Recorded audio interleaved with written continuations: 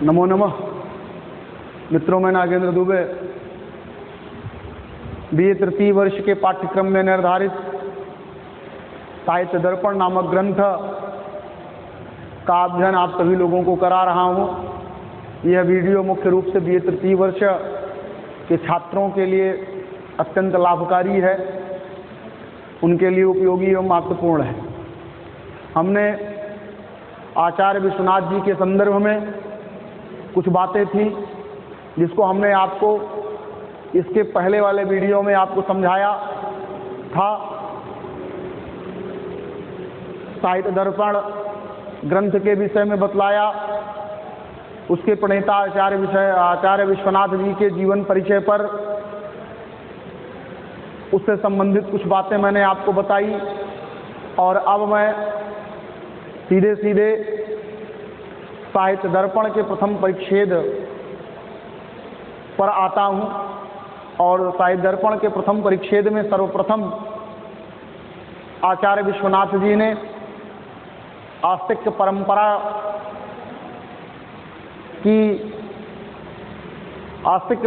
का पालन करते हुए ग्रंथ के प्रारंभ में मंगलाचरण करते हैं, जो कि इस प्रकार है। तो आप उसको देखें।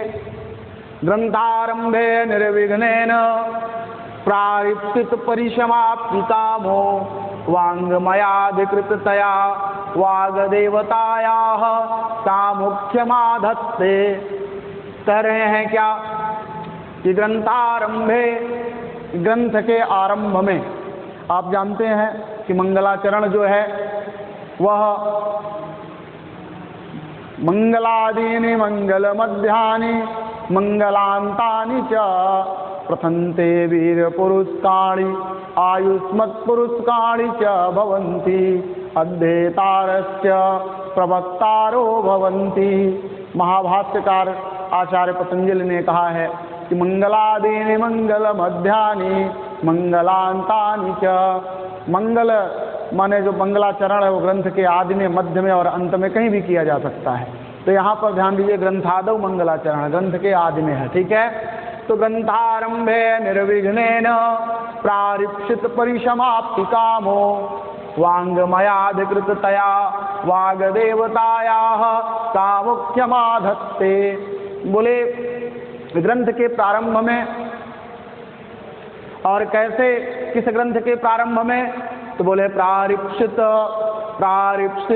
ग्रंथारंभे निर्विघ्नेन परिसमाप्ति कामो वाङ्मयाधिकृततया वाग्देवतायाः सामुख्यमाधत्ते।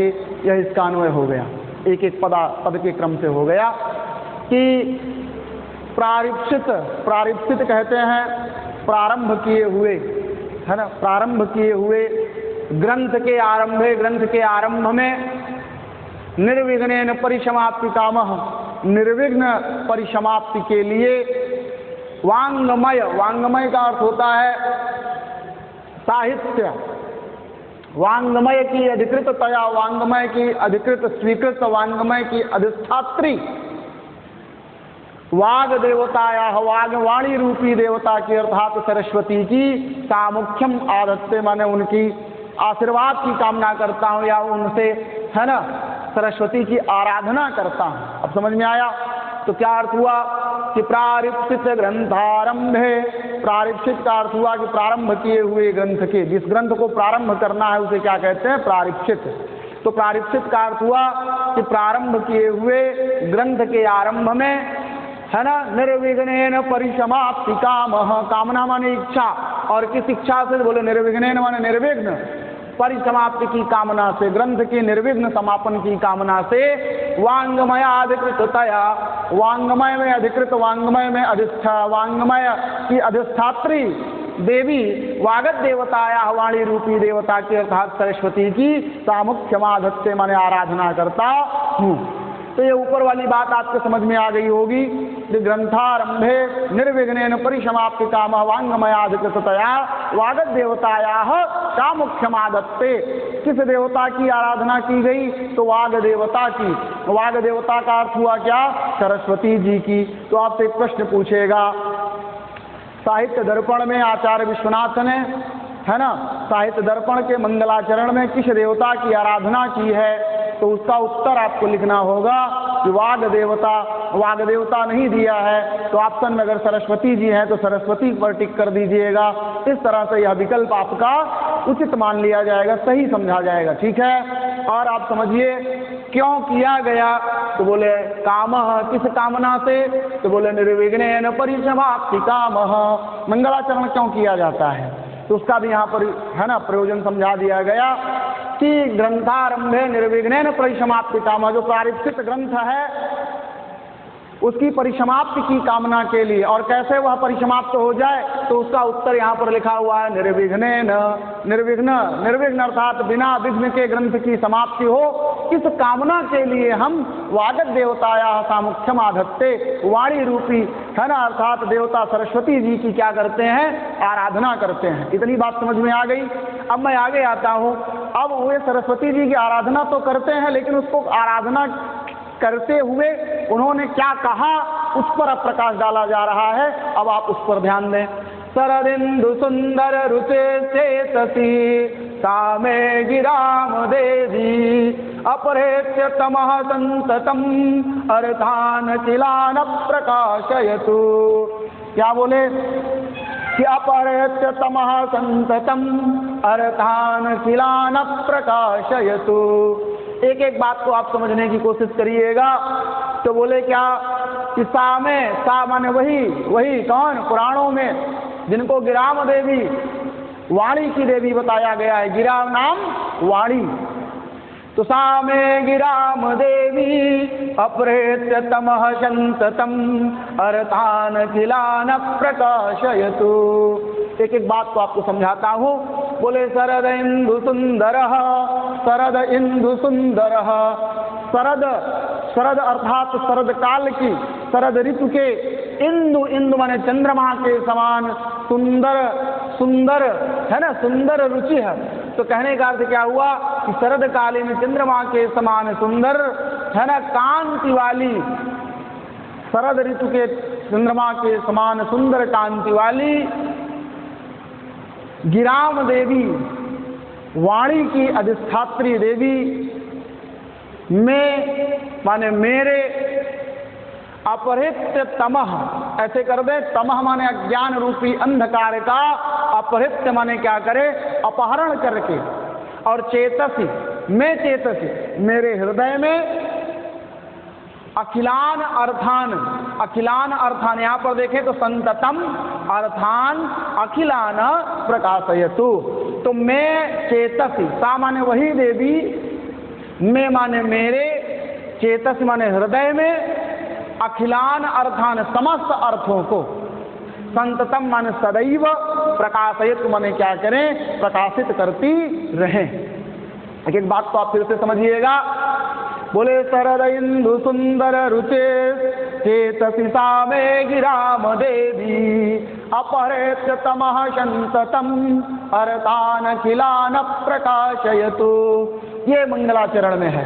बोले यहाँ पर ध्यान दिए, शरद इंदु सुंदर माने जो गिराम देवी, जो वाणी की देवी हैं, अर्थात जो वाणी के अधिष्ठात्री माँ सरस्वती जी हैं, वे किसके समान सुंदर हैं, तो यहाँ पर तुलना दिया, शरदिंदु सुंदर, शरद काल के पूर्ण चंद्रमा के समान क्या है, सुंदर जिनकी क्या है, रुचि है, जिनकी कांति है, जिनकी कांति जो है वो चंद्रमा, कैसे चंद्रमा, तो शरद काल के पूर्ण चंद्रमा के समान निर्मल कांति वाली, है ना, वही पुराणों की अधिष्ठात्री, है ना, पुराणों में जो वाणी के अधिष्ठात्री देवी जिनको कहा गया है, वही देवी में माने मेरे, है ना, चेतस माने हृदय में क्या करें, तो पहली बात तो ये करें कि तमह प्रत्य, जो अंधकार है, अज्ञान रूपी जो अंधकार है, उसका क्या करें, अपहरण करके, ये लेप प्रत्यय है, अपरिधन लेप, अप उपसर्ग हरि धातु है और लप प्रत्यय है। तो बोले क्या कि अपहृत तमह माने तमह अंधकार रूपी अज्ञान का, माने अज्ञान रूपी अंधकार का अपहरण करके, मैं चेतसी माने मेरे हृदय में, सप्तमी में है, मेरे हृदय में, संततम माने सदैव, प्रकाशित माने प्रकाशित करें। क्या प्रकाशित करें, तो बोले अखिलान अर्थान, अखिलान अर्थान, अखिल अर्थों को, संपूर्ण अर्थों को संततम प्रकाशयतु, निरंतर प्रकाशित करती रहें, सदैव जो है उसको प्रेरित करती रहें। अब यहाँ पर एक एक बात को मैं आपको समझाता हूँ कि देखिए, जो पुराणों की देवी सरस्वती जी हैं शुभ्र कांति वाली हैं, है ना, और उनकी तुलना जो है यहाँ पर पूर्णचंद्र से जो किया गया वो नितांत तर्क संगत ही है। वैसे आप कह सकते हैं कि प्रकाश करने के लिए तो सूर्य ज़्यादा प्रभावी हो सकता है, क्योंकि प्रकाश है तो प्रकाशित करना है, तो सूर्य ज़्यादा जो है ना प्रकाश करता है, इसलिए जो है चंद्रमा से तुलना क्यों की गई।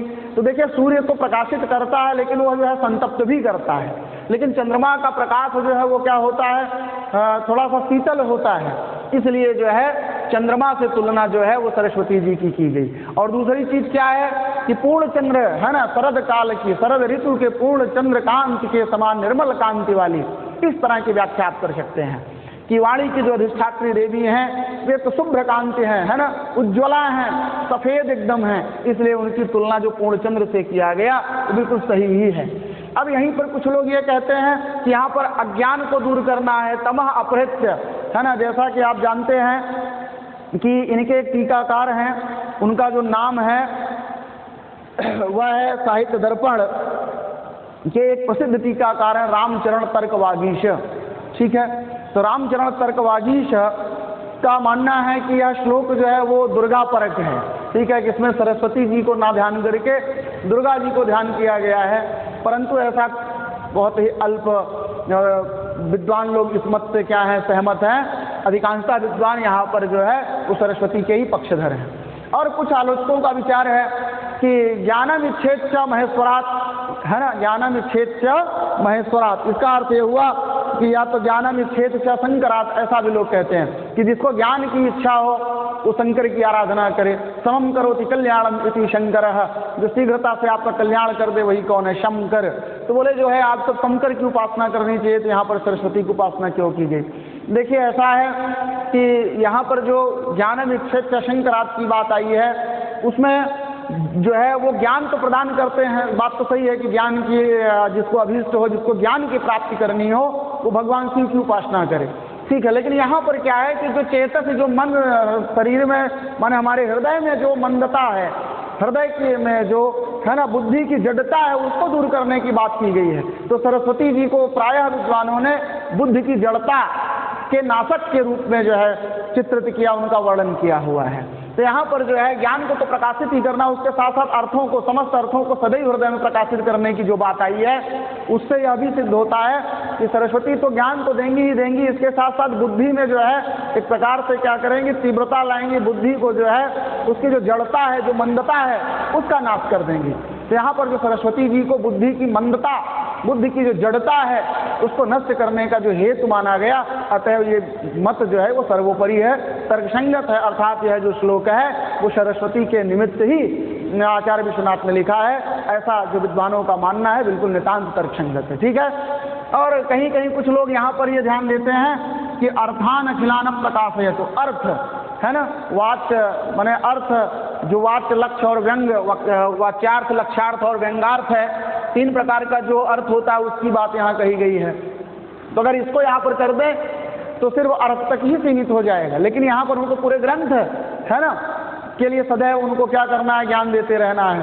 तो निश्चित रूप से यहाँ पर सीमित, अगर हम अर्थान को ही सिर्फ अर्थ के रूप में ले लें, माने वाच्य, लक्ष्य और व्यंग, ये वाक्यार्थ, लक्ष्यार्थ और व्यंग्यार्थ, इन्हीं तीन अर्थों को सदैव प्रकाशित करती रहे तो ये मत एकांगी हो जाएगा। इसलिए यहाँ पर जो अर्थान अखिलान प्रकाशित, इसका मतलब काव्य शास्त्री जितने भी विषय हैं उन समस्त अर्थों को आप क्या करते रहें, प्रकाशित करते रहें। अगर इसको हम सिर्फ और सिर्फ अर्थान माने तीन प्रकार के अर्थों को ले लें, वाक्यार्थ, लक्ष्यार्थ और व्यंग्यार्थ, तो निश्चित रूप से यह जो अर्थान शब्द की व्याख्या होगी वो एकांगी हो जाएगी। इसका सर्वांगीण अगर हम अर्थ का प्रकाशन करना चाहें तो उसके लिए आपको यही समझना होगा कि यहाँ पर अर्थान का मतलब जितने भी काव्य शास्त्रीय विषय उन समस्त अर्थों को आप क्या करें, प्रकाशित करते रहें। बात समझ में आई? इस तरह से इसका जो है ये अर्थ रहा। अब यहाँ पर आपको ध्यान देना है कि आचार्य विश्वनाथ ने साहित्य दर्पण के मंगलाचरण में किस देवता की आराधना की, तो आपको सदैव ध्यान देना वाग देवता की, है ना, या गिराम देवी या वाणी की देवी की, या फिर सरस्वती की। बात आप समझ में आया? और कहीं अगर आपको लिख करके ही दे देगा कि सरबिंदु सुंदर रुचे चेतसी सावे गिराम देवी अपरेत्य तमः संततम अर्थान खिलान प्रकाशयतु। यह जो श्लोक है वह किस ग्रंथ का है, किस ग्रंथ का मंगलाचरण है? तो सीधी सी बात हो गई साहित्य दर्पण का। या फिर पूछेगा साहित्य दर्पण का मंगलाचरण है डैश डैश डैश, उसमें इसको लिखा रहेगा, कुछ और लिखा रहेगा, नियत कृत नियम रहिता आह्लादिक महिम अनन्य परतंत्राम, इस तरह से अगर लिखा है। फिर जो है दे देगा दिक्क आह्लाद परिच्छिन्न चिन्ह अनंत मात्र मूर्त, इनमें से कोई नहीं। तो जिस तरह से अगर 4 ऑप्शन बना के देगा तो आपको साहित्य दर्पण के मंगलाचरण है, इसका उत्तर आपको यही लिखना होगा, शरदिंदु सुंदर रुचिस्तेतस डैश डैश डैश प्रकाशित। बात समझ में आ गई? इसकी व्याख्या आप समझ गए होंगे और इसमें जो बात मैं कहना चाह रहा था वो भी आप समझ गए। अब मैं इसके आगे की बात करता हूँ।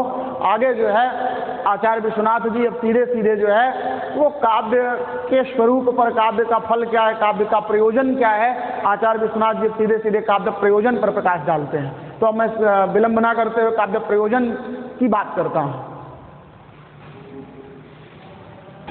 तो प्रिय विद्यार्थियों, आगे आचार्य विश्वनाथ जी काव्य फल पर प्रकाश डाल रहे हैं कि हमारे ग्रंथ साहित्य दर्पण जो है उसका प्रयोजन क्या है ना? तो बोले अस्य ग्रंथस्य काव्यंगतया काव्य फलैरेव फलवत्वमिति काव्य फलान्याः। अस्य ग्रंथस्य काव्यंगतया, काव्य का अंगतया, काव्य का अंगभूत होने से, काव्य का ही सहायक होने से, काव्य का अंगभूत होने से, अस्य ग्रंथस्य, इस ग्रंथ का भी फलवत्वम इति, फलवान होना सिद्ध हो जाता है। बोले कैसे? बोले काव्य फलई है एव, काव्य फलई रेव, तो काव्य फलई है एव, काव्य के फलों से ही अस्य ग्रंथ से, इस ग्रंथ का भी फलवत्वम, फलवान होना सिद्ध हो जाता है। बोले काव्य के फलवान होने से इस ग्रंथ के भी, इस ग्रंथ का भी फलवान होना सिद्ध हो जाता है। काव्य निश्चित फल वाला है, प्रयोजन वाला है, इसलिए उसी के फल से ही इस ग्रंथ के भी फल हैं, ऐसा प्रयोजन सिद्ध हो जाता है। क्यों? क्योंकि काव्यंगतया, क्योंकि यह हमारा जो ग्रंथ है वो काव्य का अंगभूत है। तो काव्य का अंगभूत होने के कारण काव्य के फलों से ही यह भी फलवान हो जाता है। अर्थात जो फल काव्य के हैं वही इस ग्रंथ के हैं। अब बात समझ में आया?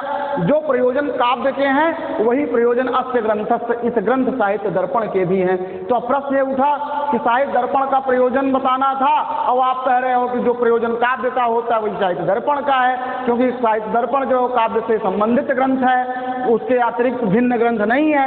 इसलिए जो है जो फल काव्य का है, जो प्रयोजन काव्य का है, वही प्रयोजन साहित्य दर्पण का भी है। तो इन्होंने कहा कि साहित्य दर्पण का प्रयोजन जो है आप तब जान जाओगे जब आप काव्य का प्रयोजन जान जाओगे। तो फिर अब प्रश्न उठा कि काव्य का ही प्रयोजन क्या है, पहले आप उसी को बता दीजिए। तो बोले काव्य का प्रयोजन क्या है? तो बोले काव्य फलान्याः, काव्य फलानि आह, तो काव्य के फलों को कह रहे हैं। क्या कहा? चतुर्वर्ग फल प्राप्ति सुखादल्पधियामपि काव्यादेव यतस्तेन तत्स्वरूपम निरूप्यते। बोले चतुर्वर्ग फल प्राप्ति सुखाद अल्पधियामपि काव्यादेव यतः तेन तत्स्वरूपम निरूप्यते। बोले कि काव्याद एव, काव्य से ही, किससे है ना? काव्य से ही, सुखाद सुखपूर्वक, तो काव्यादेव सुखाद अल्पधियामपि चतुर्वर्ग फल प्राप्ति भवति यतः तेन तत्स्वरूपम निरूप्यते। तो यतः तेन तत्स्वरूपम निरूप्यते, तो बोले क्या कि काव्याद एव, काव्य से ही, सुखाद सुखपूर्वक, अल्पधियाम अपि, अल्प धी, धी माने बुद्धि, उसी के तृतीया रूप धिया। तो बोले क्या कि काव्यादेव सुखादल्पधियामपि, तो काव्याद एव, काव्य से ही, सुखात सुखपूर्वक, अल्पधियाम अपि, अल्प बुद्धि वालों को भी, अल्प बुद्धि वालों को अर्थात मंद बुद्धि बालकों को भी, है ना, जो पढ़ने में थोड़ा सा आलस्य करते हैं, तो ऐसे मंद बुद्धि बालकों को भी, या सुकुमार मत के बालकों को भी, चतुर्वर्ग फल प्राप्ति है, चतुर्वर्ग फल की जो प्राप्ति है तेन माने उसी काव्य के द्वारा ही क्या होती है, हो जाती है। यतः इस कारण से है ना तत्स्वरूपम निरूप्यते, उस काव्य के स्वरूप का निरूपण किया गया। तत्स्वरूपम निरूप्यते, इसलिए उस काव्य के स्वरूप का क्या किया गया, निरूपण किया जा रहा है। तो एक बात आपको समझ में आ गया कि काव्य का प्रयोजन क्या है। तो बोले काव्य का जो प्रयोजन है वह है चतुर्वर्ग फल की प्राप्ति कराना। अब प्रश्न था कि काव्य का जो प्रयोजन है वह है चतुर्वर्ग फल की प्राप्ति। तो चतुर्वर्ग क्या है? तो चतुर्वर्ग का अर्थ है धर्म, अर्थ, काम और मोक्ष, जिसको पुरुषार्थ चतुष्टय के नाम से भी जाना गया है। किस नाम से? पुरुषार्थ चतुष्टय। तो चतुर्वर्ग फल प्राप्ति, चतुर्वर्ग फल की प्राप्ति। आप एक बात समझिएगा, धर्म, अर्थ, काम और मोक्ष यही चतुर्वर्ग है, यही 4 वर्ग हैं, ठीक है, जिनको आध्यात्मिक ग्रंथों में पुरुषार्थ चतुष्टय के नाम से जाना गया, ठीक है। तो ये जो पुरुषार्थ चतुष्टय, उसका मतलब ही हुआ कि यही चतुष्टय जो है वही पुरुष के अर्थ हैं, पुरुषार्थ है, यही मानव जीवन का प्रयोजन है। हम मनुष्य रूप में आए, 84 लाख योनियों में हमें मानव जो देह प्राप्त हुई, इसका प्रयोजन क्या है? तो बोले चतुर्वर्ग फल प्राप्ति, यही काव्य का प्रयोजन है, यही आप मानव जीवन का भी प्रयोजन समझें। तो मानव जीवन का जो प्रयोजन है उसमें धर्म, अर्थ, काम और मोक्ष की प्राप्ति करना है ना, इसीलिए हम मानव रूप में जन्म लिए हैं। तो मानव हम क्यों हुए? चतुर्वर्ग फल प्राप्ति के लिए। तो बोले ये चतुर्वर्ग फल प्राप्ति जो मानव का प्रयोजन है वही किसका भी प्रयोजन, वही काव्य का भी प्रयोजन। खैर उन्होंने ये नहीं समझा, लेकिन मैं आपको समझा रहा हूँ कि काव्य का ही प्रयोजन अगर गौर से देखा जाए प्रकारांतर से, तो यही मानव जीवन का उद्देश्य भी है, ठीक है। ये प्रकारांतर से ये बात मैं आपको समझा रहा हूँ। तो बोले चतुर्वर्ग फल प्राप्ति सुखादल्प धियामपि, एक बात तो आपको समझ में आ गई, चतुर्वर्ग फल की प्राप्ति यही काव्य का प्रयोजन है, ठीक है। ये कौन कहा? आचार्य विश्वनाथ। आचार्य विश्वनाथ के मतानुसार काव्य का प्रयोजन क्या है? तो चतुर्वर्ग फल प्राप्ति, सीधा सीधा इसका उत्तर यही होगा।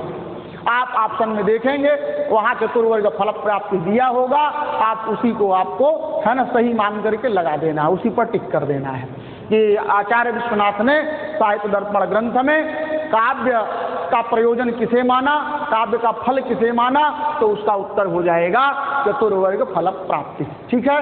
अब आगे ध्यान दीजिएगा, सुखादल्प धियामपि। देखिए मार्ग तो आप समझ ही रहे हो, एक सरल रिजु है ना, एक सरल मार्ग है और एक वक्र मार्ग है, टेढ़ा मार्ग है।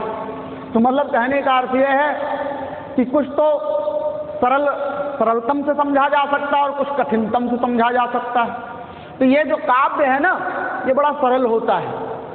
ये क्या होता है? बड़ा ही सरल होता है। देखिए अभी आगे चल करके इसी बात को आचार्य मम्मट ने काव्य प्रकाश में बड़े अच्छे से काव्य पर बात बताई है कि जैसे प्रियतमा, प्रेमिका या प्रेयसी या पत्नी की वाणी बड़ी मधुर होती है, उसका आदेश भी जो होता है बड़ा मधुरतम होता है और व्यक्ति ना चाहते हुए भी वो काम कर जाता है। उसी तरह से जो है काव्य आपको भी सलाह देगा कि रामादिवत प्रवर्तितव्यम न रावणादिवत कृत्याकृत्य प्रवृत्त निवृत्त उपदेशद्वारेण सुप्रतीतैव उक्तम च। अभी बात मैं समझा रहा हूँ लेकिन थोड़ा समझें पहले कि सुखादल्प धियामपि, काव्य जो है वो चतुर्वर्ग फल प्राप्ति तो कराता ही है। बोले किसको कराता है ना? परिणत प्रज्ञ, परिणत बुद्धि वाले को या सुकुमार मति वाले को। तो देखिए आगे उनके कहने का अर्थ यहाँ पर ये नहीं है कि सुख बुद्धि वाले, सुखपूर्वक अल्प बुद्धि वालों के लिए ही काव्य बना है, ऐसी बात नहीं है। इनके कहने का मतलब यह है कि वेद शास्त्र इत्यादि तो जो परिणत प्रज्ञ बुद्धि वाले हैं वो तो उससे जो है मोक्ष तक चले जाते हैं, चतुर्वर्ग फल की प्राप्ति कर लेते हैं। लेकिन जो बेचारे अल्प बुद्धि वाले हैं उनके लिए है ना चतुर्वर्ग फल प्राप्ति कैसे प्राप्त होगा, उनको कैसे मानव जीवन का उद्देश्य सिद्ध होगा। तो इस विषय में उन्होंने कहा कि इसके लिए जो है सरलतम मार्ग काव्य होता है। काव्य बड़ा सुकर होता है, सरल होता है, सहज होता है, जो सुखपूर्वक अल्प बुद्धि वालों को भी चतुर्वर्ग फल की क्या करा देता है? प्राप्ति करा देता है, ठीक है। फिर आगे बता रहे हैं क्या कि तत्स्वरूपम निरूपते, इसलिए उसके स्वरूप का निरूपण किया जाएगा। अब एक बात आप समझने की कोशिश करिएगा कि आगे बोले चतुर्वर्ग फल प्राप्तिर्हि काव्य तो रामादिवत प्रवर्तितव्यम न रावणादिवद इत्यादि कृत्याकृत्य प्रवृत्त निवृत्त उपदेश द्वारेण सुप्रतीतैव उक्तम च धर्मार्थ काम मोक्षेषु वैचक्षणयं कलासु च करोति कीर्तिं प्रीतिं च साधु काव्य निवेशनम। ध्यान दीजिएगा, बोले चतुर्वर्ग फल प्राप्ति ही काव्य तो रामादिवद प्रवर्तितव्यम न रावणादिवद। एक बात मैं आपसे पूछता हूं, पहले आप उसको बता दो, है ना, उसको समझ जाओ, फिर उसको आप समझ जाओगे। जैसे आपने कभी कोई नाटक देखा होगा, कोई फिल्म देखा होगा, नहीं देखा होगा तो रामलीला तो देखा ही होगा। तो उसमें आपने देखा होगा उसका मंचन किया जाता है, जो उसका है ना कहानी है, जो उसकी कथा है या जो नाटक है, जो उसका कहने का अर्थ कथानक है, उसका क्या कर दिया गया, वो मंचन कर दिया गया। तो उसमें राम को भी देखा आपने रामलीला में, रावण को भी देखा, हनुमान जी को भी देखा, विभीषण जी को भी देखा। तो आप एक बात तो समझ ही रहे, वो ये कहता नहीं है, उसको देख जो पात्र वहां पर अभिनय कर रहे हैं वो आपसे ये नहीं कहते हैं कि आप राम बन जाओ या आप रावण बन जाओ। तो देखो काव्य क्या है, वो अपना कार्य करता है और वह एक ऐसा अप्रत्यक्ष संदेश आपके भीतर दे देता है कि आप राम बनने का ही प्रयास करते हो, रावण की तरह प्रयास नहीं करते। आप कृत्य को ही चुनते हो, अकृत्य को नहीं चुनते हो। अब बात समझ में आ गई। तो कहने का भाव यह है कि काव्य जो होता है वह आपको बड़े ही मधुर शब्दों में उपदेश दे देता है कि राम इत्यादि के समान, अर्थात लक्ष्मण भरत शत्रुघ्न या कृष्ण भीम है ना अर्जुन पांडव, इस तरह के जो पात्र हैं उनका आप क्या करिए, आचरण करिए, न कि रावण है ना शिशुपाल इत्यादि के समान आप क्या करिए, आचरण करिए। बात समझ रहे हैं। तो फिर समझाए क्या कि चतुर्वर्ग फल प्राप्ति रही काव्य तो रामादिवत प्रवर्तितव्यम न रावणादिवद इत्यादि। तो बोले चतुर्वर्ग फल प्राप्ति है, चतुर्वर्ग की फल की जो प्राप्ति है वो काव्यता माने काव्य से ही होती है। और तो और काव्य से यह बात और समझ में आता है कि रामादिवत वत प्रत्यय है, वत माने तरह, तो राम आदि के समान प्रवर्तितव्यम माने व्यवहार करना चाहिए, न रावणादिवद न कि रावण इत्यादि की भांति। इसी प्रकार से कृत्याकृत्य प्रवृत्ति निवृत्त उपदेश द्वारेण, इसी तरह से एक उपदेश भी ये देता है। क्या उपदेश देता है? तो बोले कृत्य प्रवृत्ति अकृत्य निवृत्ति। उपदेश किसका उपदेश देता है कि जो कृत्य कर्म है उसमें आप प्रवृत्ति उसमें लग जाओ। कृत्य माने जो करने योग्य है, कृत्य क्री धातु और लप प्रत्यय है ना। तो कृत्य का मतलब क्या हो जाता है कि करने योग्य, ठीक है। तो कृत्याकृत्य प्रवृत्त निवृत्त उपदेश द्वारेण सुप्रतीत एव। तो बोले कृत्य और अकृत्य प्रवृत्त निवृत्त, तो कृत्य प्रवृत्ति अकृत्य निवृत्ति। तो जो कृत्य जो करने योग्य कार्य है, अर्थात जो शास्त्रों में विहित हैं, है ना, नित्य नैमित्तिक प्रायश्चित इत्यादि जो कर्म है वो क्या है, वो करने योग्य है, उसमें प्रवृत्ति उसमें आपको लगाता है। और अकृत्य निवृत्ति, और जो अकृत्य है जैसे निषिद्ध कर्म है ना, ब्राह्म हत्या सुरापानम, ब्राह्म हत्या स्वर्ण चोरी, है ना, सुरापान माने मदिरा का पान करना, मांस भक्षण करना, जुआ खेलना इत्यादि जो भी अकृत्य है, जो शास्त्र विहित कर्म निंदनीय है, जिनको नहीं करना है, ऐसे कृत्य ऐसे जो कर्म हैं उनसे निवृत्त का उपदेश है ना देने के कारण काव्य से चतुर्वर्ग फल प्राप्ति, काव्य से चतुर्वर्ग फल की प्राप्ति हो ही जाती है। अच्छा, फिर बोले ऐसी सुप्रतीत है, वैसा सुप्रसिद्धि है। और आगे बोले उत्तम च, और यह बात मैंने अकेले ही नहीं कहा है, हमारे पहले के जो भी काव्य शास्त्रीय आचार्य हैं उन्होंने भी इस प्रकार की बात को कहा है। अब आगे बता रहे उत्तम च, और अब उत्तम च से उन्होंने भामह की ओर कथन कर दिया।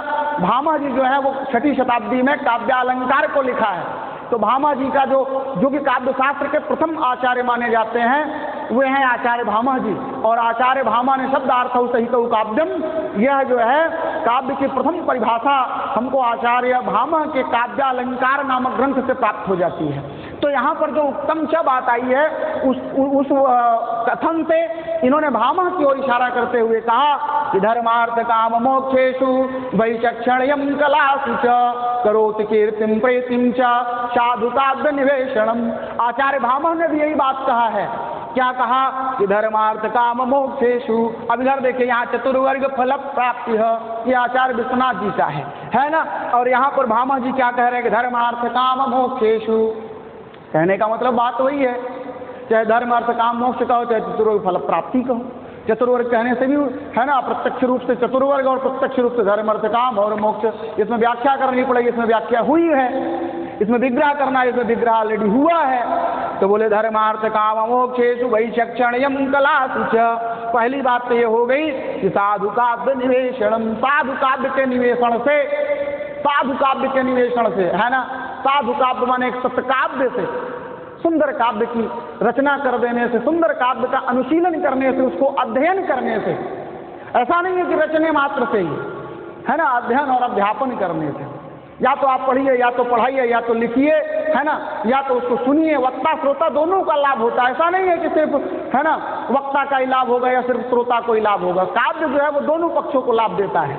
तो बोले क्या साधु काव्य निवेशनम, साधु काव्य के निवेशन से अर्थात सतकाव्यों के चिंतन से, सतकाव्यों के लेखन से, सतकाव्यों के अनुशीलन से क्या होता है? तो बोले धर्मार्थ काम मोक्षेषु, धर्म अर्थ काम और मोक्ष की प्राप्ति होती है। और कलासु च वैचक्षण्यम च, कलासु वैचक्षण्यम, और नृत्य गीत वाद्य इत्यादि जो कलाएं हैं उसमें वैचक्षण्यम, उसमें विचक्षणता आती है, उसमें विदग्धता आती है, आप उसके प्रकांड पंडित बन जाते हो। अब बात समझ में आ गई? तो बोले क्या साधु काव्य निवेशनम, एक अच्छे काव्य के निवेशन से, एक सत्काव्य के अनुशीलन से जो धर्म अर्थ काम मोक्ष है ना, जो मानवोचित उद्देश्य है वे तो प्राप्त होते ही हैं, साथ ही कलास वैचक्षण्यम, नृत्य गीत वाद्य इत्यादि जो कलाएं हैं उनमें आपको विदग्धता, उनमें निपुणता, उनमें दक्षता प्राप्त होती है। इसी तरह आगे और कह रहे हैं क्या, कीर्तिम करोति चा प्रीतिम करोति, आपको कीर्ति की भी प्राप्ति होती है, कीर्ति माने यश की भी प्राप्ति होती है, और प्रीतिम चा करोति, और आपको प्रीति प्रेम भी प्राप्त होता है। आप बात समझ गए? इस तरह से ये बात भामा ने भी कही। यह बात समझाने का प्रयास कर रहे हैं आचार्य विश्वनाथ जी।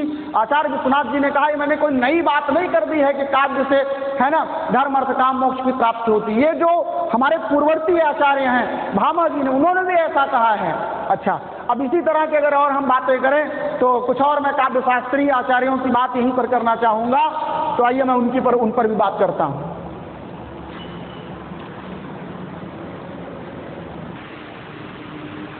तो मैं यह बात कर रहा था कि जो चतुर्वर्ग फल प्राप्ति प्रयोजन की बात चल रही है, यही काव्य का प्रयोजन है। यह आचार्य विश्वनाथ ने जो बात कही, उन्होंने इसके विषय में प्रमाण दिया। प्रमाण किसको दिया? भामा को दिया। क्या लक्षण दिया? तो उन्होंने कहा धर्मार्थ काम मोक्षेषु वैचक्षण्यम कलासु च, करोति कीर्तिम प्रीतिम च साधु काव्य निवेशनम। तो भामा का जो काव्य प्रयोजन है वह भी कुछ ऐसा ही है। इसी तरह से अगर हम इस पर चर्चा चलाएं, इसी तरह की बात चतुर्वर्ग से संबंधित आचार्य कुंतक ने अपने वक्रोक्त जीवितम नामक ग्रंथ में प्रस्तुत किया। धर्मादि साधनोपाय सुकुमारक प्रमोदितः काव्यबंधो विजातानाम हृदयाह्लाद कारकः। पहली बात तो हृदय आह्लाद कारक होता है, हृदय को आह्लादित करने वाला होता है। क्या? तो काव्यबंध माने एक काव्य का निर्माण जो है, एक सत्काव्य जो है उसको है ना करने से, उस सबसे पहली बात तो ये अभिजाता नाम हृदय आह्लाद कारकः, कुलीन उच्च कुल के जो सुकुमार मति के बुद्धि वाले लोग हैं उनके हृदय को आह्लादित करने वाला होता है। और धर्मादि साधनोपाय, धर्मादि साधन उपाय है ना आदिगुण, तो धर्मादि साधनोपाय, साधन धन उपाय, साधनोपाय गुण संधि है। धर्म अर्थ काम और मोक्ष, इन जो पुरुषार्थ चतुष्टय है, इन चारों का साधन का क्या है? उपाय है। तो इस तरह से अभी सिद्ध हो गया कि चतुर्वर्ग की बात कोई नई नहीं है, काव्य से चतुर्वर्ग की प्राप्ति होती है। ऐसा आचार्य विश्वनाथ जो कि 14वीं शताब्दी के आचार्य हैं, उनके पूर्व के जितने भी आचार्य हैं उन लोगों का भी ऐसा ही मानना है। ऐसा उन्होंने प्रमाण दिया।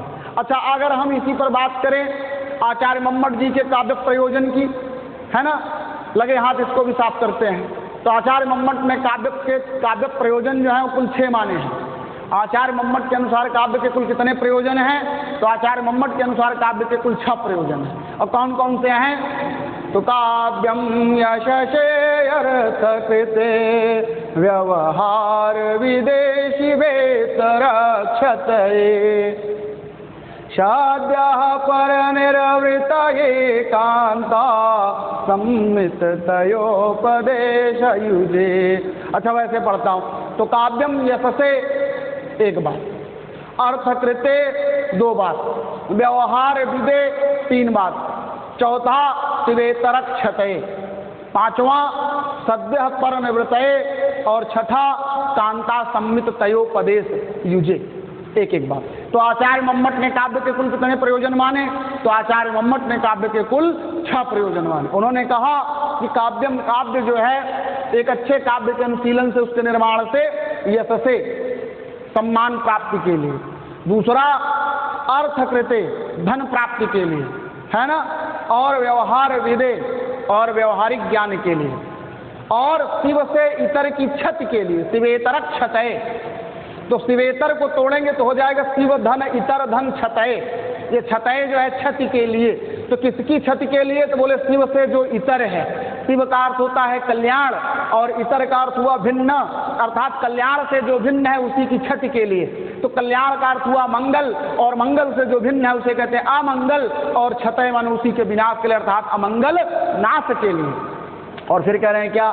सद्यः परनिवृत्तये, सद्यः माने शीघ्र ही, रसास्वादन से परमानंद की प्राप्ति हेतु, परमानंद की प्राप्ति के लिए, जो ब्रह्मानंद सहोदर जिसे कहा गया है।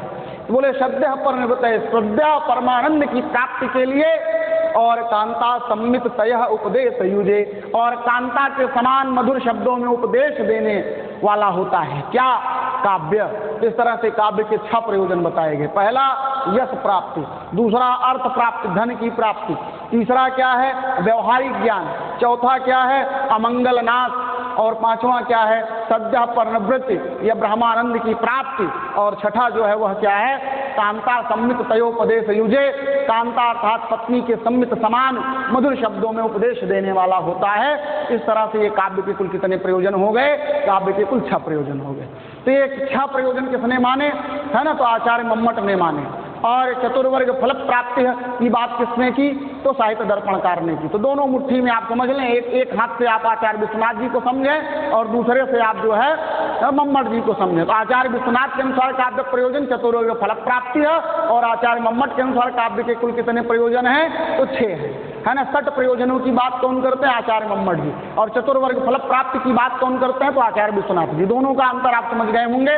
इस तरह से ये बात मैंने आपको समझाने का प्रयास किया। अब प्रश्न ये आया कि अब इसके बाद आचार्य विश्वनाथ जी यह समझाने का प्रयास करते हैं, इसकी व्याख्या देते हैं, इसकी विवृति देते हैं कि काव्य से कैसे चतुर्वर्ग की प्राप्ति होती है, काव्य से कैसे चतुर्वर्ग की प्राप्ति अर्थात धर्म अर्थ काम और मोक्ष कैसे मिलता है, उसका उल्लेख वे करने चल रहे हैं। तो मैं अब आपको उसका प्रदर्शन करता हूँ, उसको दिखाता हूँ, और फिर आप उसको जानेंगे, उसको समझेंगे।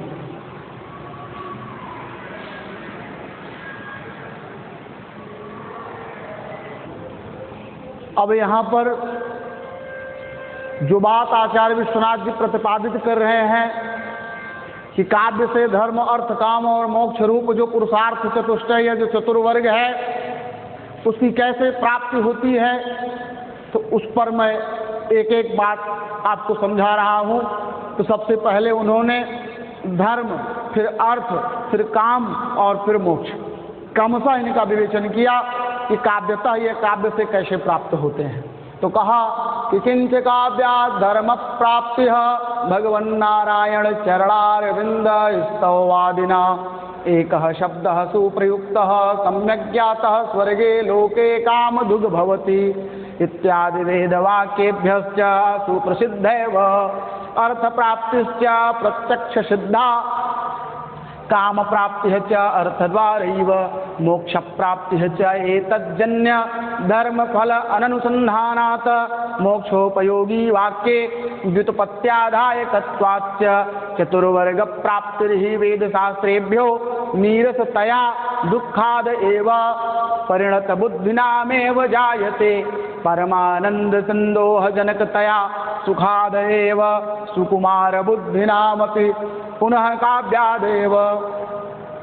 एक एक बात को उन्होंने समझाया। क्या कि किंच काव्यात् धर्म प्राप्य भगवन् नारायण चरणारविंद स्तववादिना। आप स्तव करें, स्तवन कर लेते हैं। काव्यात्, काव्य से धर्म प्राप्ति है, काव्य से धर्म की प्राप्ति होती है। बोले काव्य से धर्म की प्राप्ति कैसे होती है? तो बोले आप स्तुति परक ग्रंथ लिख देते हैं तो उससे धर्म की ही प्राप्ति होती है। कैसे? तो काव्यात् धर्म प्राप्ति, काव्य से धर्म की प्राप्ति होती है। बोले भगवन् नारायण चरणारविंद स्तववादिना। भगवन् नारायण भगवान श्री हरि के, है ना, भगवान श्री हरि के, भगवान श्री विष्णु जी के, है ना, गोलोक निवासी भगवान विष्णु जी के चरणारविंद, चरण, है ना, अरविंद माने कमल रूपी चरणों की स्तववादिना वंदना करने से काव्यात् धर्म प्राप्ति, काव्य से धर्म की भी प्राप्ति होती है। आप मंगलाचरण करते हैं, उसमें भगवान श्री हरि नारायण का ध्यान कर लें तो उन नारायण का ध्यान करने से, उनके कमल चरणों का स्तवन कर लेने मात्र से धर्म प्राप्ति, धर्म की क्या होती है? प्राप्ति हो जाती है। अब फिर बोले अच्छा इसी बात को अगर आप ध्यान से देखें तो एक शब्द सुप्रयुक्त सम्यक ज्ञात स्वर्गे लोके काम दुग भवति इत्यादि वेद वाक्येभ्यस्य सुप्रसिद्ध है। बोले कि एका शब्द सुप्रयुक्त, एक ही शब्द जो है वो सुष्ठु प्रयुक्त है, सुप्रयुक्त हो और सम्यक ज्ञात हो, और उसके कितने अर्थ हैं यदि व्यक्ति को ज्ञात हो जाए और सही से उसका प्रयोग कर दिया जाए, उचित स्थान पर वह प्रयुक्त हो जाए और सम्यक ज्ञाता और वह कितने अर्थ दे सकता है यदि यह ज्ञात हो जाए तो साक्षात माननीय व्यक्ति को स्वर्गे लोके काम दुग भवति। काम दुग माने समस्त कामनाएं पूरी होती हैं। कहाँ? स्वर्ग लोके माने स्वर्गलोक में, उसे स्वर्गलोक में समस्त कामनाएं पूर्ण हो जाती हैं। कब?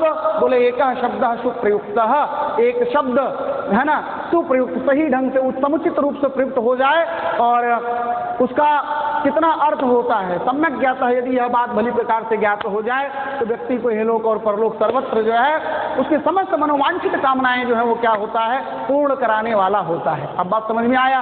तो इस तरह से व्यक्ति को धर्म की प्राप्ति होती है। बोले इत्यादि वेद वाक्येभ्यश्च सुप्रसिद्ध है। इस तरह की ये जो वेद वाक्यों से सुप्रसिद्ध महाभाष्य है और व्याकरण जो है प्रकार का वेदांग है, इसलिए यहाँ पर उन्होंने कहा इत्यादि वेद वाक्येभ्यश्च। वेदांग, वेद और वेदांग ये सब किसमें आते हैं? व्याकरण, है ना, वेद में ही गिने जाते हैं। तो बोले इत्यादि वेद वाक्येभ्यश्च सुप्रसिद्ध है। इत्यादि माने इस प्रकार के, किस प्रकार के? एक शब्द सुप्रयुक्त सम्यक ज्ञात स्वर्गे लोके काम दुग भवति। ये जो महाभाष्यकार पतंजलि जी के महाभाष्य की जो पंक्ति है, इसी तरह के अन्यत्र, है ना, अनन्य स्थानों पर वेद में अन्यत्र स्थानों पर भी माने वेद में इस तरह के वाक्य जो है सुप्रसिद्ध ही हैं। जो धर्म परक वाक्य वो बहुत सारे प्रसिद्ध हैं। फिर बोले क्या कि अर्थ प्राप्ति है प्रत्यक्ष सिद्धा। अर्थ की प्राप्ति तो प्रत्यक्ष सिद्ध होती है। प्रत्यक्ष अर्थ माने धन की प्राप्ति तो प्रत्यक्ष सिद्ध है। उसके विषय में क्या व्याख्या करना? हाथ कंगन को आरती क्या है ना, हाथ कंगन को आरती क्या? हाथ के कंगन को देखने के लिए आरती की आवश्यकता नहीं होती, उसके लिए शीशे की आवश्यकता, दर्पण, मिरर की आवश्यकता नहीं होती है। उसी तरह से काव्य से तो अर्थ की प्राप्ति होती है, काव्य से अर्थ तो मिल ही जाता है। तो ये कोई नई बात नहीं, इसके लिए अलग से उन्होंने व्याख्या नहीं दिया, परंतु मैं आपको थोड़ा समझा देता हूँ कि जैसे आपने थोड़ा सा आपको ले चलता हूँ साहित्य में, उसमें आपने देखा होगा महाकवि भारवी जी का जो जीवन वृत्त है, तो महाकवि भारवी जी के जीवन वृत्त में आपने यह पढ़ा होगा कि महाकवि भारवी की पत्नी जो सुशीला है, नहीं, भारवी की जो पत्नी है रसिकवती है, रसवंती, सुशीला तो उनकी माता का नाम है क्योंकि पिता का नाम श्रीधर, तो श्रीधर और सुशीला इनके माता पिता थे भारवी जी के। और रसिका, रसवंती, है ना, रसवती, इस तरह के नाम इनके पत्नी के प्राप्त होते हैं। तो भारवी जी की जो पत्नी है वह एक श्लोकार्ध को बेची थी। तो वह श्लोकार्ध, आधा श्लोक क्या था तो आपको याद होगा, सहसा विदिहित न क्रियाम अव्येकः परमापदाम पदम, है ना। नीचे की पंक्ति भी मैं आपको बता देता हूँ, विमृशकारिणाम हे गुण लुब्धा स्वयमेव संपदः। इस तरह का जो ये महाकवि भारवी जी की पत्नी जो है वो सहसा विदिहित न क्रियाम अविवेकः परमापदाम पदम, इस अर्ध पंक्ति को ही बेच करके 16,000 स्वर्ण मुद्रा प्राप्त की थी। इस तरह से यह सिद्ध हो जाता है कि काव्य से जो है वो अर्थ की भी प्राप्ति होती है। अच्छा, दूसरी तरह अगर आप आए तो आपको मालूम होगा कि धावक कवि ने भी अपनी रचनाएं बेची थी, और उस रचनाओं को खरीदने वाले कौन थे? तो वह कहा जाता है श्रीहर्ष को। नागानंद, रत्नावली और प्रियदर्शिका जो नाटिका त्रय है, जो 3 प्रकार की नाटिकाएं संस्कृत में हैं, इन नाटिका त्रय के लेखक श्रीहर्ष जी माने जाते हैं। परंतु उस पर आलोचना होती है कि नागानंद, रत्नावली और प्रियदर्शिका जो नाटिका त्रय है, यह धावक कवि की रचना थी, और धावक कवि ने इसको जो है धन के अभाव में, धन प्राप्ति हेतु उसे जो है श्रीहर्ष के हाथों बेच दिया था। इस तरह से धावक को भी अर्थोपार्जन हुआ। तो कहने का मतलब काव्य से अर्थ की प्राप्ति तो प्रत्यक्ष सिद्ध है। अब आगे मैं बात करता हूँ। फिर बोले क्या कि काम प्राप्ति है चाहे अर्थ द्वारा ही हो, और काम नामक जो पुरुषार्थ की प्राप्ति है वह तो अर्थ से और सिद्ध हो जाती है ना। उसके लिए तो बताने की कोई आवश्यकता नहीं है। काम नामक जो पुरुषार्थ है वह तो धन से पूर्णतः प्राप्त हो ही जाता है, और इस तरह से आप समाज में तमाम प्रकार के अर्थ प्राप्ति से, अर्थ से काम प्राप्ति के साधनों को आप समझ रहे हैं। फिर आगे मैं आगे चलता हूँ। फिर आगे इन्होंने मोक्ष पर बात की कि मोक्ष प्राप्ति चाहे तज्जन्य धर्म फल अनुसंधानात् मोक्षोपयोगी वाक्य व्युत्पत्तिदायकत्वाच्च। बोला क्या? यहाँ पर यह कहा गया कि मोक्ष प्राप्ति है, और काव्य से मोक्ष की भी प्राप्ति होती है। 3 बात मैंने आपको बता दिया कि काव्य से धर्म की प्राप्ति होती है, काव्य से अर्थ की प्राप्ति होती है, काव्य से काम की प्राप्ति होती है ना।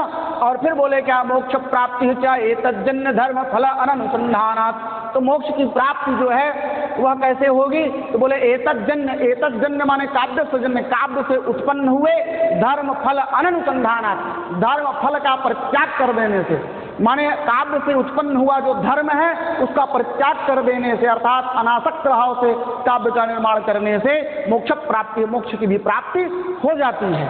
और फिर आगे कह रहे हैं क्या कि मोक्षोपयोगी वाक्य व्युत्पत्त्यादायकत्वाच्च।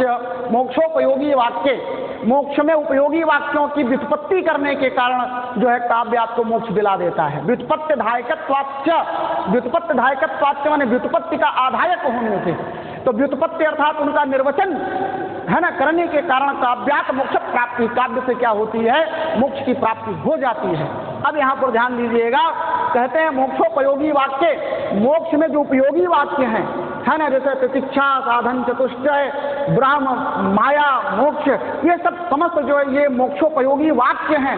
अर्थात जो दर्शन से संबंधित वाक्य हैं उनका व्युत्पत्तिदायक होने से काव्य जो है मोक्ष प्राप्ति का भी हेतु बनता है। ठीक है। अब मोक्षोपयोगी वाक्य होते कौन हैं? तो मोक्ष में उपयोगी होने वाले वाक्य, अर्थात जैसे उपनिषदों के जो वाक्य हैं है ना, उनको हम क्या कहते हैं? मोक्षोपयोगी वाक्य कहते हैं। तो जो मोक्षोपयोगी उपनिषदों के जो वाक्य हैं उनका व्युत्पत्तिदायक होने से, उनकी व्युत्पत्ति, उनके निर्वचन करने के कारण काव्य जो है वो मोक्ष की प्राप्ति कराता है। फिर अब आगे आप यहाँ पर ध्यान दीजिएगा कि चतुर्वर्ग प्राप्ति है ही वेद शास्त्रेभ्यो नीरसतया दुःखाद एव परिणत बुद्धिनाम एव जायते। एक बात तो यहाँ पर उन्होंने खुद कहा था, याद होगा आपको, चतुर्वर्ग फल प्राप्ति। चतुर्वर्ग फल प्राप्ति इतनी व्याख्या दे दिया, और उसमें एक शब्द और आया था कि चतुर्वर्ग फल प्राप्ति है। अब दूसरी इसी कारिका का दूसरा भाग क्या था? सुखाद अल्पधियामपि। फिर नीचे कहते हैं काव्यादेव यतः तेन तत्स्वरूपम निरूप्यते।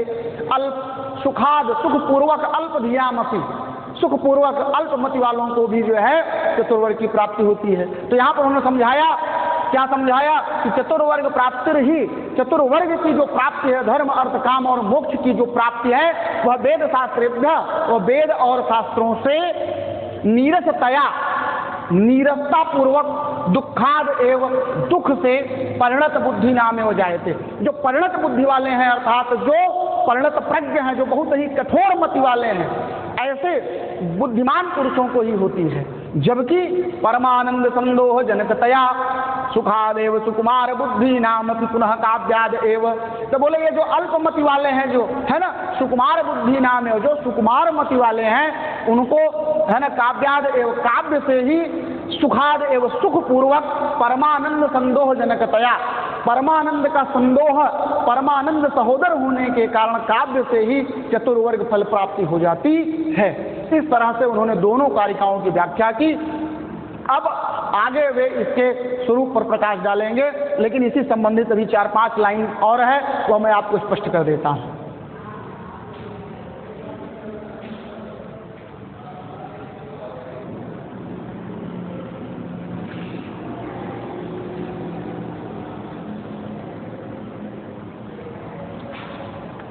तो प्रिय विद्यार्थियों, अब आगे जो है उस पर मैं बात कर रहा हूं कि इसी कारिका की जो व्याख्या कर रहे थे, उन्होंने कहा कारिका हमारी क्या है?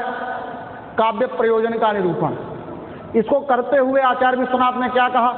आचार्य विश्वनाथ ने कहा था कि चतुर्वर्ग फल प्राप्ति सुखाद अल्पधियामपि काव्यादेव यतः तेन तत्स्वरूपम निरूप्यते, है ना, कि काव्य से धर्म अर्थ काम और मोक्ष की प्राप्ति सुकुमार मति के बुद्धि वाले बालकों को भी सुखपूर्वक हो जाया करती है।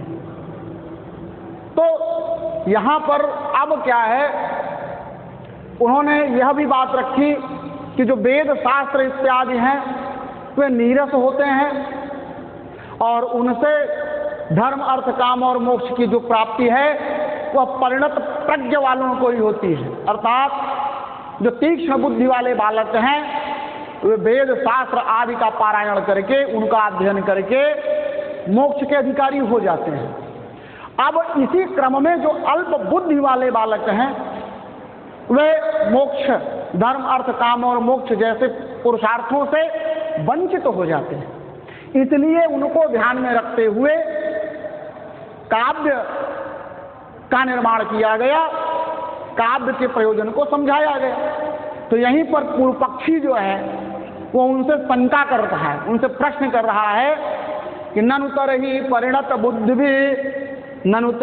परिणत बुद्धिभ्यः तत्तु वेद शास्त्रेषु किमिति काव्ये यत्नः करणीयः इति न वक्तव्यम् कटुकौषधोपशमनीयस्य रोगस्य सितशर्करोपशमनीयत्वे कस्य वा रोगिणः सितशर्करा प्रवृत्तिः साधीयति न स्यात्। किंच काव्यस्योपादेयत्वम् अग्निपुराणेऽप्युक्तम् नरत्वं दुर्लभं लोके विद्या तत्र सुदुर्लभा कवित्वं दुर्लभं तत्र शक्तिस्तत्र सुदुर्लभा इति त्रिवर्ग साधनं नाट्यम् इति च विष्णुपुराणेऽप्युक्तम् विष्णुपुराणे अपि उक्तम् काव्यालापास्य ये केचिद् गीतिकानि अखिलानि च शब्दमूर्तिधरस्य एते विष्णोरयंसा महात्मनः। एक एक बात को मैं समझाता हूँ। यहाँ पर दो प्रकार की धारणा हो गई कि काव्य जो है वह चतुर्वर्ग की प्राप्ति सुकुमार मत वालों को कराएगा और जो वेद है वह परिणत प्रज्ञ वालों को चतुर्वर्ग की प्राप्ति कराएगा। इस तरह का एक भ्रामक विचारधारा जन्म ले रही है। तो इसी विचारधारा का समापन करना, इसी विचारधारा की जो शंका है उसका समाधान करते हुए आचार्य विश्वनाथ जी आगे निरूपण करेंगे। परंतु इससे पहले ही पूर्व पक्षी जो है वह ननु माने पूर्व पक्षी, यहाँ पर क्या है, एक इसका खंडन करने वाला था। तो जो खंडन करने वाला आचार्य है उसको ननु शब्द से यहाँ पर व्याख्या दिया जाता है। ननु माने पूर्व पक्षी। यहाँ पर प्रश्नकर्ता जो है वो कह रहा है कि परिणत बुद्धिभ्यः सत्सु वेद शास्त्रेषु। तो जो परिणत बुद्धि वाले लोग हैं उनके लिए तो वेद शास्त्रेषु, वेद शास्त्रों के सत्सु होने पर, जब वेद शास्त्र इत्यादि उपलब्ध हैं तो जो परिणत बुद्धि वाले लोग हैं वे काव्य यत्न किम करणीय, तो किमिति काव्य यत्न करणीय। तो जब वेद शास्त्र इत्यादि उपलब्ध हैं किनके लिए, परिणत बुद्धि वालों के लिए, तो फिर काव्य किम यत्न करणीय। तो जो परिणत बुद्धि वाला व्यक्ति वो काव्य में क्यों यत्न करेगा, काव्य का अध्ययन क्यों करेगा?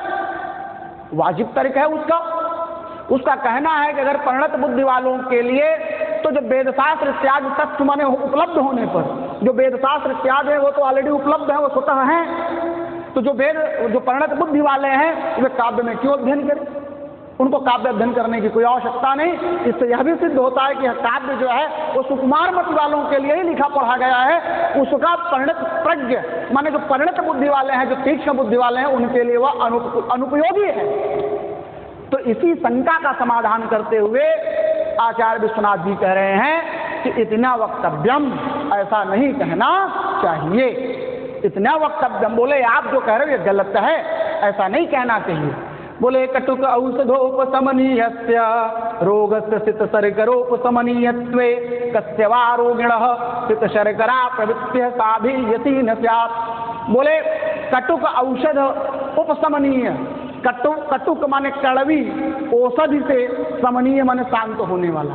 देखिए, अगर आपको कोई है ना रोग हुआ है और दो तरह का उसका उपचार आपके हाथ में, एक तो कड़वी औषधि हो, एक मीठी औषधि हो, और दोनों से ही रोग शांत हो जाता हो, तो सामान्य बात है कि कोई भी व्यक्ति कड़वी औषधि को ना लेकर के कौन से औषधि को चुनेगा?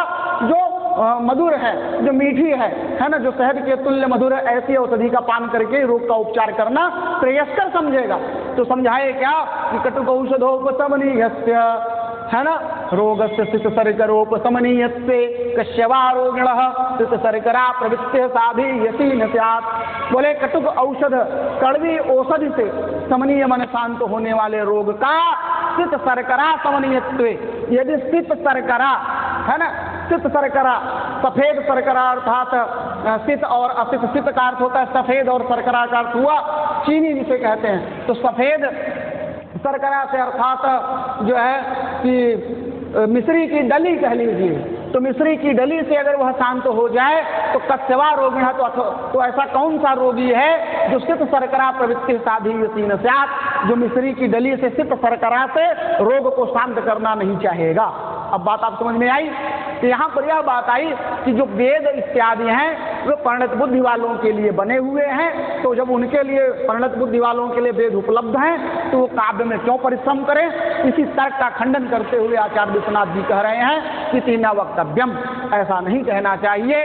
कटुक औषधोपशमनीयस्य, कटुक औषध उपशमनीयत्वे, माने कटुक कड़वी औषधि से शांत होने वाले रोग का सित सर्करा है ना, सित सर्करोपशमनीयत्वे, सित सर्करा उपशमनीयत्वे, यानी सित सर्करा अर्थात मिश्री की डली से, है ना, जिसको खांड सारी लोग कहते हैं, तो मिश्री की डली से अगर वह शांत हो जाए तो कस्यवा रोगिण, तो ऐसा कौन सा रोगी है जो सित सर्करा प्रवृत्ति साधीयसी न स्यात्, जो मिश्री की डली से अर्थात है ना शक्कर की कुछ खंड से रोग को साधीयसी न स्यात्, रोग को सिद्ध करना नहीं चाहेगा, रोग को शांत करना नहीं चाहेगा। अच्छा, ये बात आप समझ में आ गई। तो यह बात जो है बड़े अच्छे से उन्होंने समझा दिया कि ऐसा नहीं है, बल्कि जो वेद पुराण हैं उनका भी अध्ययन करें परिणत बुद्धि वाले, और उनके साथ साथ अगर उन्हें समझ में आता है कि हमें सरल मार्ग से चलना है तो सरल मार्ग से आराम से जो है वो काव्यों का अध्ययन करके भी मोक्ष तक पहुंच सकते हैं। तो ये उनके लिए भी उपयोगी है जो परिणत बुद्धि वाले हैं, और उनके लिए भी उपयोगी है जो सुकुमार मति वाले हैं। बात समझ में आया? परंतु जो मुख्य उद्देश्य है वो सुकुमार मति को ही लेकर के काव्य की रचना की जाती है, उनको मुख्य रूप से ध्यान में रखा जाता है, क्योंकि वे वेद इत्यादि के अध्ययन अध्यापन में जो है निष्णात नहीं होते, पारंगत नहीं होते हैं, अतएव जो है वे सुकर मार्ग को अपना लेते हैं। इसलिए काव्य रचना में, काव्य के प्रयोजन में मुख्य रूप से सुकुमार मति वालों को ध्यान में रख लिया जाता है, जबकि ऐसा है नहीं कि वे यह जो है सिर्फ और सिर्फ सुकुमार मति वालों के लिए है, यह दोनों के लिए उतना ही समान रूप से हितकारी है और समान रूप से उपयोगी है। ठीक है, फिर आगे समझा रहे हैं क्या, किंच काव्यस्य उपादेयत्वम अग्निपुराणे प्रयुक्तम। अब यहाँ पर ये प्रमाण दे रहे हैं पूर्व पक्षी को, कह रहे हैं ऐसा मित्र, काव्यस्य उपादेयत्व, काव्यस्य उपादेयत्वम, उपादेयता अर्थात उपयोगिता। तो बोले काव्यस्य उपादेयत्वम, काव्य की जो उपादेयता है, काव्य की जो उपयोगिता है वह अग्नि पुराणे प्रयुक्तम, वह अग्नि पुराण में भी कही गई है। ठीक है, अग्नि पुराण में क्या कहा गया? तो कह रहे हैं नरत्वम दुर्लभम लोके विद्या तत्र सुदुर्लभा, कवित्वम दुर्लभम तत्र शक्ति तत्र सुदुर्लभा इति।